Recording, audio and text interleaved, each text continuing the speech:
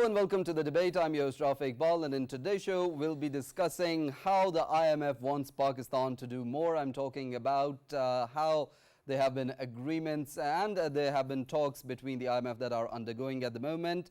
Islamabad wants to secure an extended fund facility of $6 to $8 billion from the IMF. And in that regards, the IMF also held virtual meetings with the provincial governments today, and IMF has proposed to increase the taxes on salaries earning more than 600,000 annually. And the provincial governments have asked and have assured the IMF that they will support in tax collection. And of course, the IMF has also asked about agriculture taxes and how taxes should be implemented on the agriculture sector. The government also has talked about increasing the tax net. The finance minister, Mohammed Aurangzeb, has called for major tax reforms over and over again. The Prime Minister, Shehbaz Sharif, has also called for reforms in the taxation sector, and now with the IMF demands coming for increased taxation on the agriculture sector, on the salaried class, and they have held meetings with the provincial governments as well and asked them to ensure that the increase in the agriculture tax is being cooperated by the provincial governments as well. And the provincial governments have assured the IMF that they will have their full support and collaboration to increase the tax net and of course try to collect the tax from the agriculture sector as well. In that regards, the government has also passed the Finance Bill of 24 and the budget has been laid down. The Finance Minister Mohammed Aurangzeb has stated that he wants this extended fund facility that is under talks with the IMF to be the last one for Pakistan.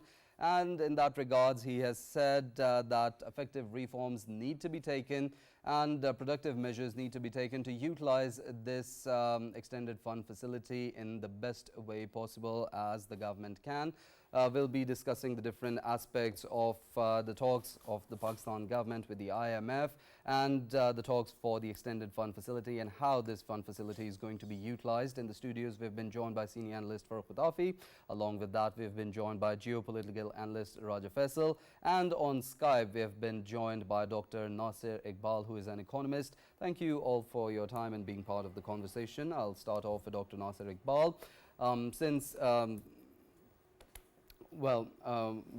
Iqbal will have to connect with him. It'll take us a few moments. I'll start the conversation from Mr. Farrukh Pitafi first then. In your view, with the IMF, how they've proposed taxes on the agriculture sector, on the salaried class, how do you think it is going to affect the farmers and the agriculture sector of the country, specifically when we talk about how the agriculture sector has been performing exceptionally well this year?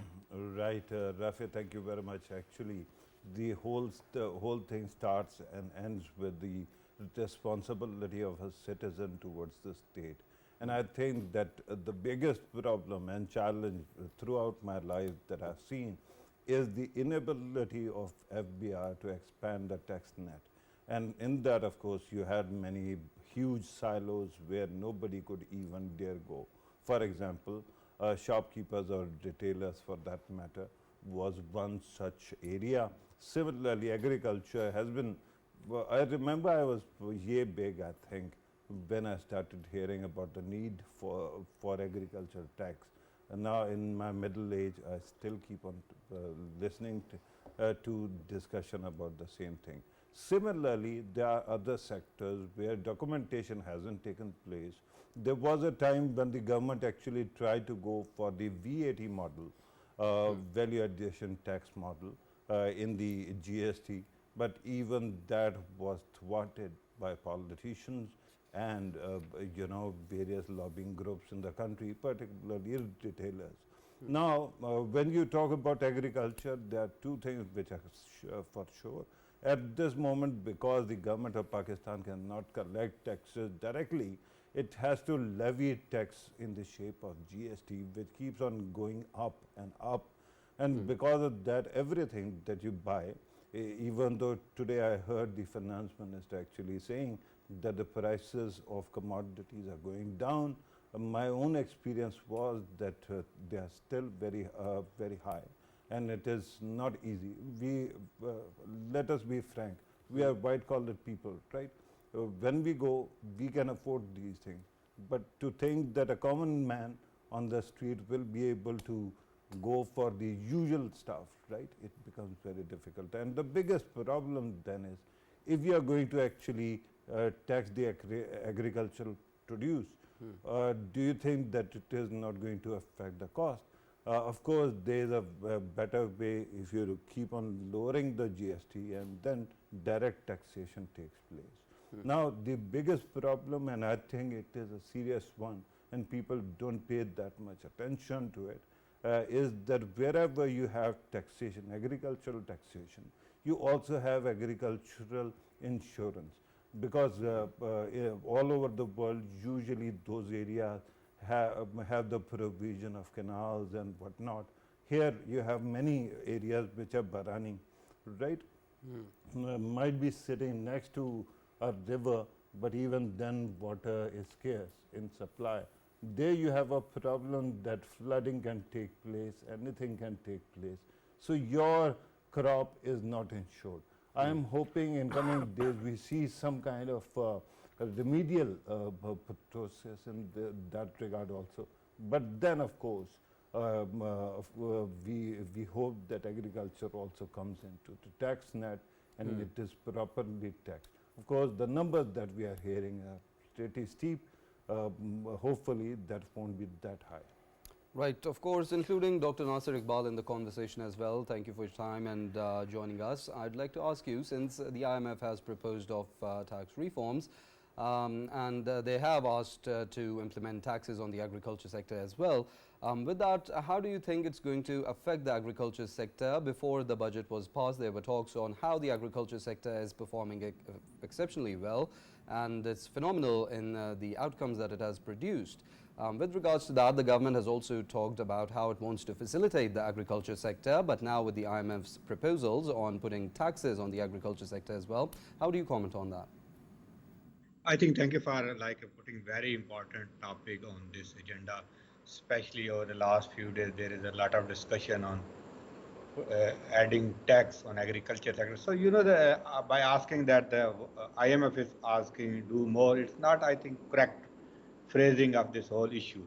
That this imposing tax on agriculture is a long way debated, and they were pending over the period of time, because the provincial government was not ready to impose these taxes due to some political capital and some other issues. So this time there is an indirect way to convince or to enforce provincial government to go for that type of taxation. So yes, if we are looking for a equitable tax system or fair tax system, everyone should be included in the tax system. So on that end, it is a good move. So we should give equal opportunity to everyone to do their business in terms of facilitation, and also to impose tax on everyone. Previously, the government was criticized by imposing tax only to the salaried class and the formal sector, and this time they are making some effort to impose tax on the agriculture sector. But question is, to what extent it will hurt the overall productivity of the agriculture sector or to the production of the agriculture sector. The 95% farmers belongs to a very small cultivated land. They have like 1 acre, 2 acre, or 3 acre, maximum 5 acre land. And their total production is remain below this limit of 5 lakh per year.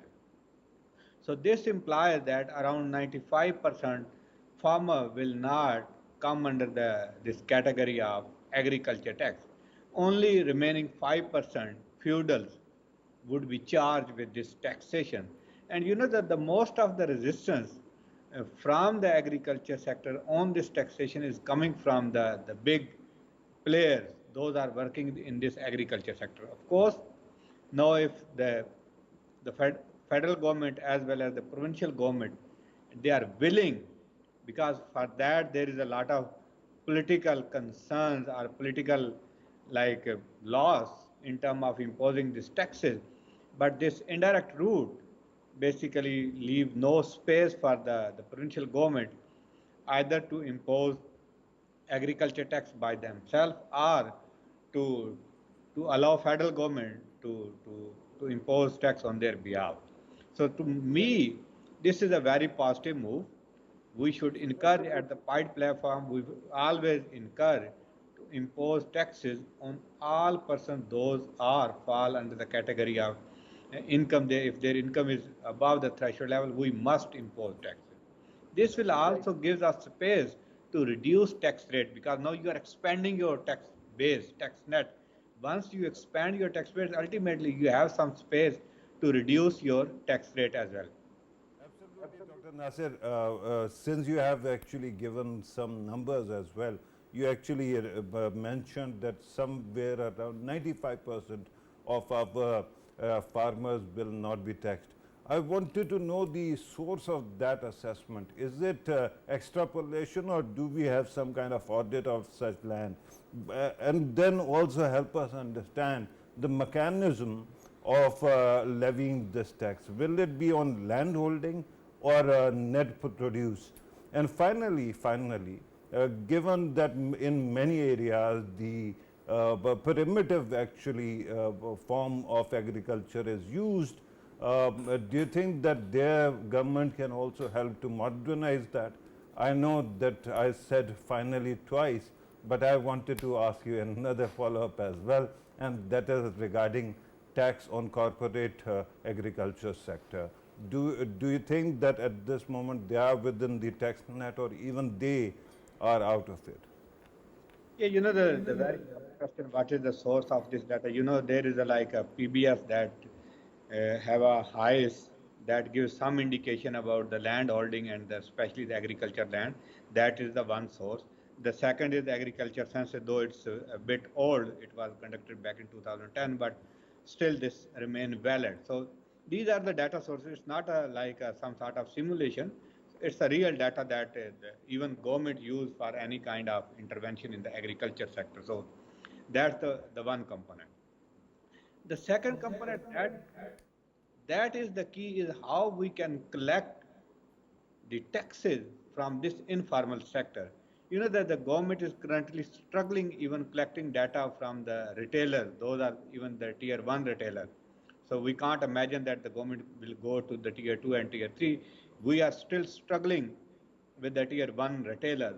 So this would be a key challenge for the provincial government, how they can collect this tax, because that the 99% agriculture sector work basis on cash economy rather than the banking channel. So it make a very difficult move for the government.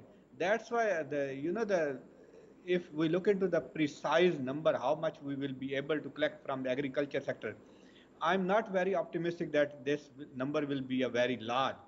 Though we are going for that type of taxation, still it is a good move in terms of including these at least like a feudal and the big player in the agriculture sector to come into the tax net. So this is a good move because in some way they are doing my request was regarding income, whether it will be on the income or it will be on the overall land holding of any farmer.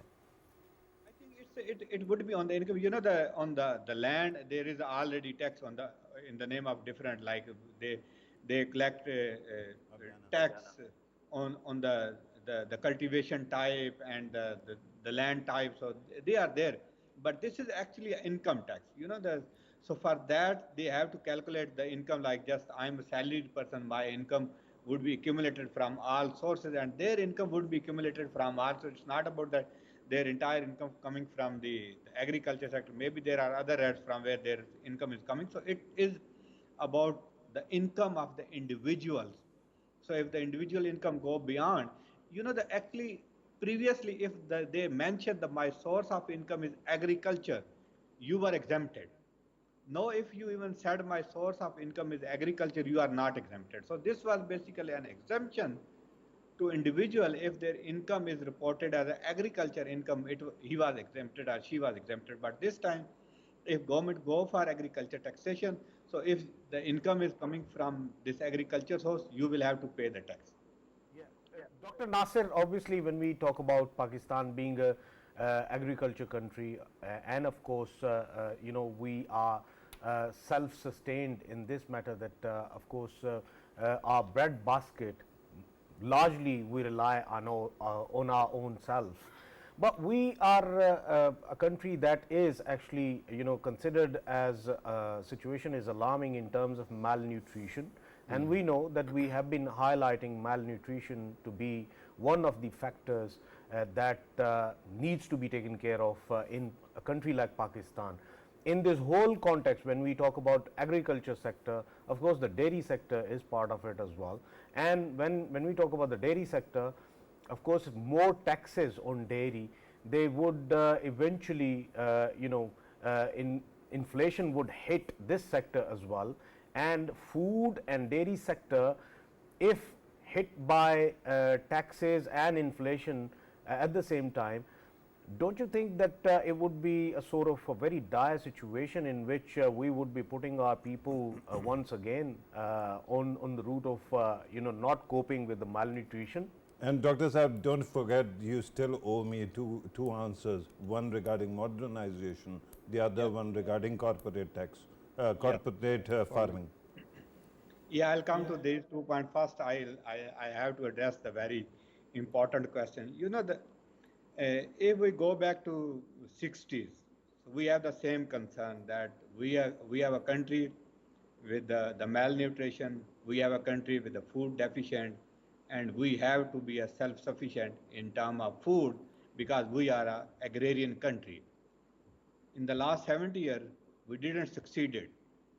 So if it is linked with the tax, then of course we can say that the imposing tax would hurting the agriculture sector, but it's not linked with the tax. It's a productivity, it's a modernization of the agriculture sector. We didn't consider this agriculture as an industry. Once we consider this as an industry, we have to develop market.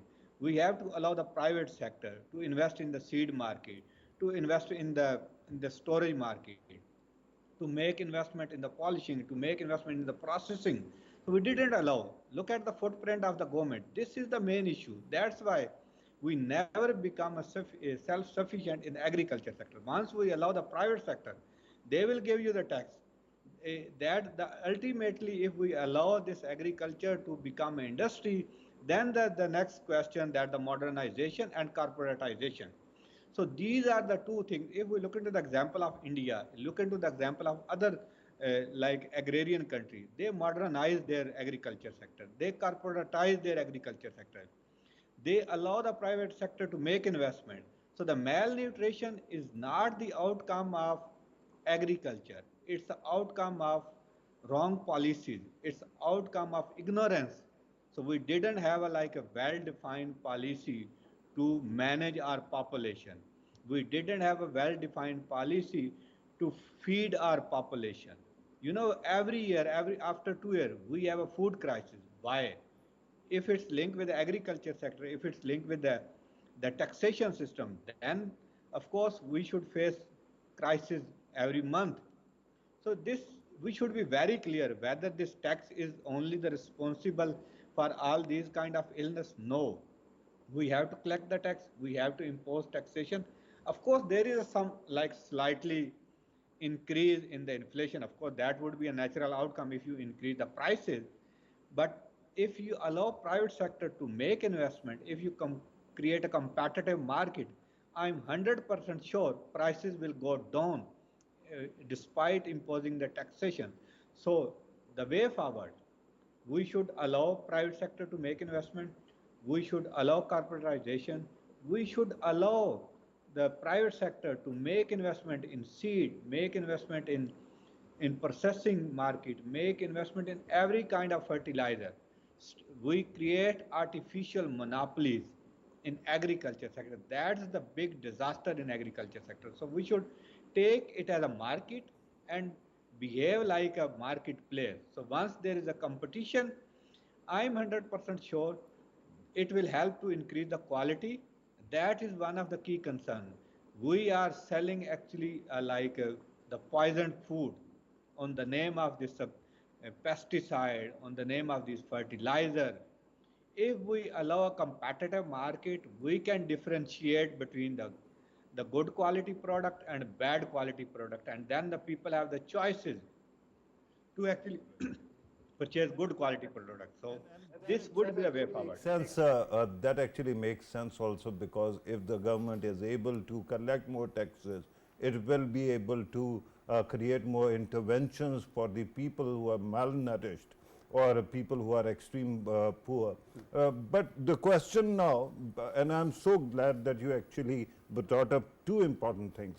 One, the need to actually treat agriculture as an industry. And second thing you mentioned was monopolies. One thing that stands out, and particularly it goes back to the issue of corporate farming, there are politicians, for example, Jangir Tareen Sahab, others, they seem to own everything. They have their agricultural units, which are huge. Then they have sugar mills also. They have ginning factories, they have textiles. So it creates a kind of monopoly already in the whole sector. Now they used to be, Competition Commission of Pakistan. Do you think that there is a way to wake these organizations up and actually hope for some kind of antitrust, monopoly busting kind of approach by the government? You know, it was very interesting case in our bureaucratic and government structure. In the interim government, there was one committee to formulate industrial policy. And if you look into the composition, the minister basically was an industrialist. So that is a conflict of interest. Our entire parliament is either a feudal, either industrialist, and they are making policies for themselves. If you look into the example of this sugarcane, there is a quota, there is a restriction to establish a new mill. Why? Because if you allow other sector, other private people to make investment to install a mill, it will reduce your share. So you artificially control this entire market for your own favor. And now you look into there are like 5 to 6 players only in this sugar industry. And they are manipulating the entire system. They are manipulating the prices. How we can create a competitive environment when the decision maker are actually the mill owner? So that's why we say once if you join the political setup or the policy making, you should be out of the business. So there is no such clause in our system that restricts you to do a business even after joining the government. So you are making policies for yourself. You are giving a subsidy to agriculture sector. Why we are giving subsidy only fertilizer sector? Why we allow seed production to the few companies? Why we allow establishing industry in a specific area, not allowing the other people to make investment? These are all artificially created policies to give a benefit to few people rather than to the entire nation. So the Competition Commission is nothing, just another government body that's doing nothing for the competition.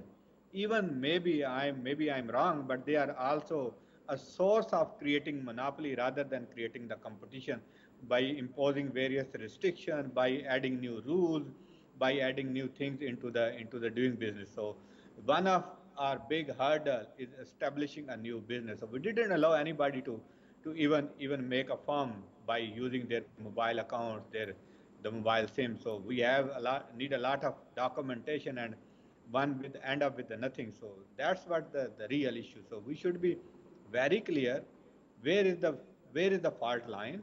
So we can speak about the upfront by looking into these issues, but we have to think about the deep issues that need a real reform, and we are still not ready to go for that reform. Right, Dr. Nasir, since we're talking about competition and treating the agriculture sector as an industry, there are the players that are well settled and established in the sector, which we were also talking about, and then there's those that are the small enterprises in the agriculture sector, if we talk about them, such as the small farmers, and those who are treating the agriculture sector as a startup, who are just starting off with them. Do you think the government needs to facilitate them and create a policy where they can have their tax collected from the bigger players? And if yes, then how do you think the government can do that? And especially, Dr. Nasir, I still remember when I actually visited the flood affected areas, especially when I went to Balochistan. There were, of course, small farmers, people who had their herds of animals, of course goats and buffaloes and cows and all of that. Do they need to be taxed as well? And if in these sort of calamities, if they lose their animals, what's the mechanism to, of course, compensate them in that context? He went to a flood affected area. I come from a flood affected area. For 1.5 years, my father's grave was underwater. And the biggest problem there also is how massively the life is disrupted by floods and calamities, weather calamities or climate calamities. Over to you, sir. Nasir sir. If we look into even the developed country, agriculture sector to some extent is always subsidized by different means. So, if we look into the productivity, if we look into the marginal increase in their wages, those are very low. If we look into the profit margin, they are not have a very high profit margin, especially for the farmer. Those have a very small land holding where they are looking for. So, but the question is what kind of incentive we really need to give to them. The one extreme condition would be these disaster. I'll come to that later. But the first is, when we talk about any sector as an industry, so there is a very simple principle. We should facilitate those activities, not sector, those activities, those have a potential to create employment, those have a potential to have some sort of spillover effect. So let's identify those small activities and encourage, especially the small farmer, to use and make investment in those activities where government can directly finance or subsidize them. Rather than subsidizing the fertilizer big companies, they can subsidize and incentivize them directly. Now we have a data, all kind of data. It has a two type of advantage. One, the benefit actually goes to those people and they will help them to expand their economic activities, especially in the agriculture sector. Two, it will help them for the government to actually make them as a formal sector by registering with the government on the different ends. So this would be the way forward. Rather than giving a blanket subsidy to fertilizer or seed companies, we should encourage small farmers and ask them that these are the 5 activities if you invest, because we identify these 5 activities would generate a new employment, would help to make a spillover effect, will have to have some sort of productivity effect that increase your productivity. So these kind of well targeted intervention would really help to boost this sector. Now coming to the climate issue, of course it's a very real phenomena and we must think broadly on this issue. There are mechanisms across the world, so there are insurance systems because it is one of the highly volatile sectors. So we should have to have a device, some mechanism where we can encourage some sort of insurance. Like it could be a contributory insurance system where on the one hand government can facilitate in terms of setting the system. On the other hand, the small farmer could lend some portion of their income as an insurance to these type of schemes where they can insure their livestock, they can insure their agriculture products, they can insure any kind of agriculture related activities. So these system exist. Even for that, we can review the model. Those are working in China. We can look into the model in developed country as well. For example, in US, they also subsidize their agriculture sector by subsidizing different activities. And also there is a well-defined insurance mechanism. So we should and we must consider this climatic issue because if we look into the past 10 years, not go even 2 decades, 3 decades, even look into the last 10 years. After every year, even after 6 months, you can find somewhere there is a locust attack, somewhere there is a massive rain, even the heat waves, even the flooding, And flash flooding, sometimes even very fire. common phenomenon. Yeah, absolutely, Dr. Saab, and that is a good point. Let us have a pivot away from agriculture and towards other sectors, because one sector that we keep on hearing about is real estate sector. Last time you were in the program, you said that regarding construction, that the government's attitude should be tempered, right? Now the question right now is that the government is actually talking about there are two sides, of course, supply and demand. That on demand side, they already have taxes, but on supply side, they haven't been able to do it, but they have to do it. I don't know what exactly the modalities will be. Then the finance minister was quoted by the papers that IMF is asking government to actually, levy tax on real income. Could you qualify that also? What constitutes that? I think I haven't exactly the detailed information, but you know the whenever we talk about the real estate and the real sector, you know the first the we should have to consider the fundamental principle. But we believe that the all kind of economic policy should have a one clear goal. One is we have to encourage investment. Two, we have to increase productivity and growth. So whatever policy we design, it should first clarify how this policy would encourage investment, how this help to increase productivity and growth. So you know that to some extent this even for the agriculture sector, even any other kind of sector, those are struggling in terms of undocumentation. So suddenly putting lot of taxation on them without knowing the mechanism. The real issue with us, government didn't know the mechanism how to collect that tax. You know, by sending like tax inspector and the other FBR personnel to uh, uh, to create a fear and the other element that will not yield the dividend. We have to create a mechanism where people willingly deposit their taxation. For that, the easiest way, my CNSE, your CNSE, every CNSE is a key to look into all kind of transaction. So if I have to go for any kind of transaction, my CNSE would be the source of information. Similarly, in the real estate or in any kind of the business activities, we should allow individual to make any kind of transaction, to establish any business without any permission using the either CNIC. That would be the basis. So once my information is with the FBR and my transaction data is with the FBR, it ultimately push me to deposit my tax, and for that there would be like a system where automatically give me some signal that this much tax would be on your side and you have to deposit your tax. So that kind of a confidence mechanism and the use of technology would leverage and also create a confidence and allow individual to do their businesses. So we have to eliminate this element of fear, because this tax is for us.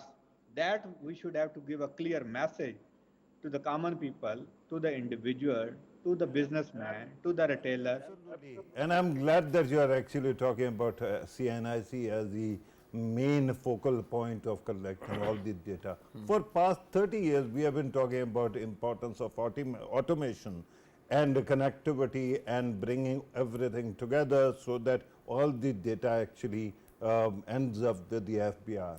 Why is it that despite repeated efforts and so much fanfare, we haven't been able to come up with that system? You know, the answer is very simple. PIDE written a paper in 1992 on the issue related to our taxation system. And you were astonished that at that time, the PIDE highlighted all those issues. Those are still in 2024 we are facing. So it means in last 20 year, in last 3 decades, we didn't learn anything to improve our taxation system. The key point for us is the way that we deal with the taxation system to the bureaucratic structure that we have.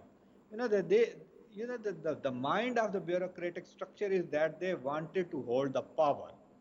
How can they hold their power? By creating rules, by creating procedures, and centralizing the power. If they digitize, if they allow the technology to monitor to everything, then how can they exercise their power? So this is the real issue. There is no will at the FBR level to modernize this FBR structure. There are ways, and everyone knows ultimately solution is digitization. So we have to create a mechanism where we can recruit professional for these kind of system, and their jobs would be based on the performance agreement. They should sign a performance agreement at the upfront and deliver after 1 year, and they should be monitored and evaluated after 1 year. But our bureaucratic don't have any kind of such performance agreement. Even no ministry have any kind of performance agreement. They are demanding huge money every year without performing. This is the real issue, and we didn't allow digitization in the near future because it will abolish our excess powers. Raj Faisal, I'd like to include you in the conversation as well. How do you comment on, so far how our conversation has shaped up, how do you comment on the recommendations proposed by the IMF? Yeah, Rafae, obviously when we talk about IMF itself, I mean, first of all, I remember since almost 2 years we have been, of course, highlighting IMF coming to Pakistan, they're visiting Pakistan, they're talking to the setup at that time, then they were in talks with the interim setup, and then once again they are, they were in talks with, of course, the current setup once more. So overall, what I see it as, you know, if we look at Pakistan overall, of course, gone through so many difficulties in terms of course, floods and almost $32 billion of loss we bore at that time, and of course, a very fragile economy we had at that time, and the political, stability we have been considering it a challenge, and we were trying to cope with it. And at the same time, if we look at the kind of recommendations we have been seeing coming from IMF, I mean, fair enough, they might be thinking about, oh, this is the last resolve that you can of course have our help with, and of course pushing the government all the time, and the very difficult decisions which were made by the current government, that was just because of one reason, that they wanted to have economy stabilized once more. But there are two major sectors that I see it as they are the lifelines of Pakistan. First of all, of course, the agriculture sector, because it actually procures the needs of the people on ground, and a massive population that we have. They, of course, there are barter systems in our villages that are working. I mean, normally whenever we talk about, we only talk about looking at our surroundings, and we are living in the cities. When we talk about people who are in the far-flung areas of, rural areas of Pakistan, how do they cope with it? And what do they do? What kind of challenges they have? I mean, 70% of the population is still living in the villages, and it would be very harsh on them if we, of course, come up with these kind of recommendations by IMF, saying that put more taxes on agriculture, because that is going to affect the life circle they have in the villages, life circle the majority of the population of Pakistan has right now. Then there is another sector we talk about, and to me, I think that sector actually kept Pakistan alive in terms of economy, and that is the real estate sector. Reason being, there were people buying plots, and then construction sector was actually being applied on that. And then with the construction sector, of course, you have so many jobs around, so many people who get benefited from that. Of course, the cement industry that gets benefits out of it, then the steel industry gets benefits out of them. So that construction sector is actually attached with so many other sectors that actually get benefits from that. To me, I think it was a sort of providing jobs to so many people at large. And that construction sector and the real estate sector, if you put taxes on that, I mean, I personally know there are so many people around me who are attached with the real estate sector. They are saying that the flow of buying and selling, it has gone down. Reason being, of course, suddenly when you get taxed and the system is, of course, squeezing more money out of you, then you get a slow pace in that sector. And that is actually happening around us, that people are losing jobs in these sectors. So to me, I think these kind of recommendations, when IMF comes up with, to directly affect the two major sectors, industries of Pakistan. First, I mean, industry that is earning money, and the second, the industry that is actually providing food on the table. Both of them, stucking them really hard.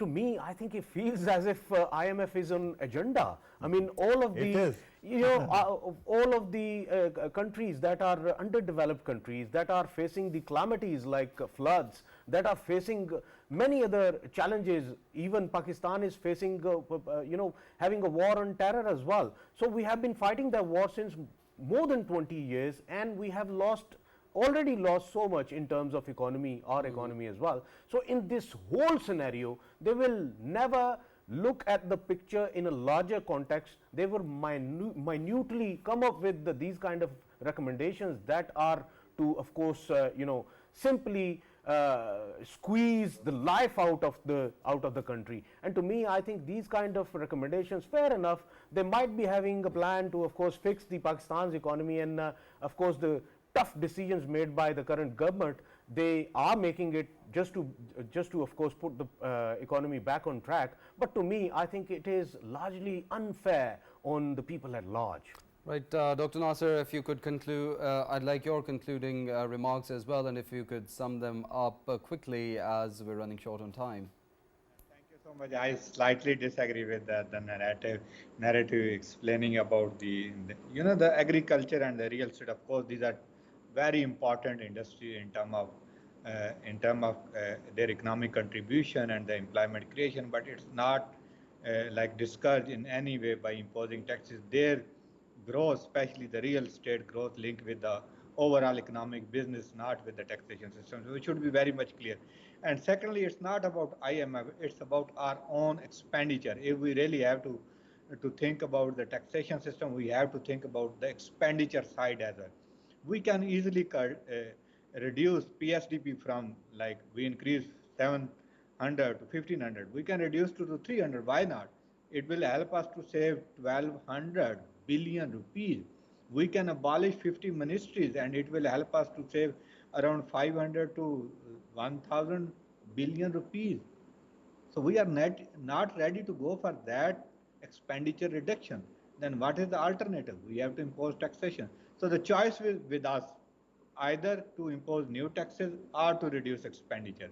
If we are really willing to reduce our expenditure, it will help to increase economic activity. But on the other hand, short on time, I'd like to include Farrukh Pitafi's remarks as well. Farrukh Pitafi, your concluding remarks, as the producers are telling me to sum it up, but I'd like your remarks as first. Thank you very much. Hats off to your courage to actually stay above that pressure. But let me actually, very quickly, Faisal was talking about taxing certain things and them actually pushing the cost up. Regarding real estate, I don't know, can you afford building a house in your current salary? I can't, right? So who are the people who actually get all the moolah out of this? They are the people who actually are rich people, right? So I don't think that we should be worrying about real estate sector that much. Regarding IMF, I just wanted to point out a very humble thing, and that is for 25 years I've been a cheerleader of IMF, because you have to trust the doctor when you go to a doctor. But the problem in a twist is this, a plot twist is this, that the doctor actually wants a kidney for his son, and that kidney actually, blood type actually matches with you. So what are they going to do? He wants you to be under the scalpel. And the problem in the last 8 years is that whatever IMF is doing in this region is actually working like Adani's enforcer, especially with the arrival of Geeta Gopinath as their chief economist. So with that kind of a situation, we have seen what happened in Sri Lanka, we have seen what happened in Bangladesh, we have seen what is happening elsewhere. So with that, and the kind of carte blanche that is given to India, despite the fact that lives are ruined there, with that kind of a situation, I am going to be skeptical about the intention of the doctor. I don't want to give away my kidney. Right, of course, with that we'll have to wrap it up. Dr. Nasir Iqbal, Economist, thank you for joining us and being part of the conversation. Farrukh Pitafi, Senior Analyst, and Faisal, Geopolitical Analyst. Thank you all for joining us and being part of the conversation. We discussed the different aspects of Pakistan's talks with the IMF and of course the extended fund facility that Islamabad seeks to secure from the IMF, and of course it's going to unfold what these talks and how the extended fund facility is actually going to help Pakistan, and of course the efforts for economic recovery, what they're going to bring in. With that, see you same time tomorrow. Till then, take care.